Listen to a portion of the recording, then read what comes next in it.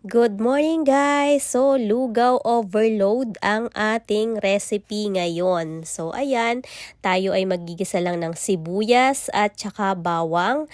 At tapos, ilalagay na natin ang giniling. So, bali yan yung sahog ng toge. Tapos, actually may ano yan may tofu, kaya lang nakalimutan kong ilagay. So, pwede na yan. Okay na yan. Di naman magrereklamo yan eh. Masarap pa rin yan sa nag-aano pa rin yan, sa nagluluto pa rin yan kung paano niya didiskartehan. Tapos palamigin natin. And then, pag malamig na, balutin na natin siya sa wrapper, lumpia wrapper ang pangbabalot natin dyan.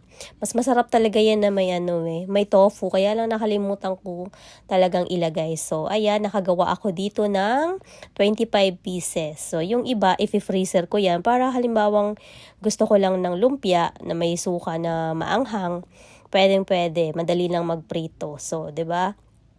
Eto, nagprito lang ako para sa ngayong umaga lang. And then, gumawa ako ng tokwat, baboy na sauce. So, 'di ba? Lahat 'yan dito sa bahay. Tapos, ayan, ako ay maglulugaw. Nilagyan ko lang siya ng tuwalya, yung beef tripe na sinasabi. And then, ayan, kompletong-kompleto talaga yung lugaw ko ngayon. Kaya nga siya, tinawag ko na lugaw overload. O, 'di ba? May tokwat baboy, may maanghang na suka, merong lumpiang toge, tapos ayan yung sauce ng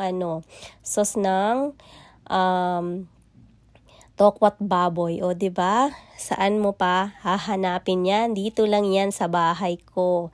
O 'di ba? Gumawa na rin kayo ng breakfast.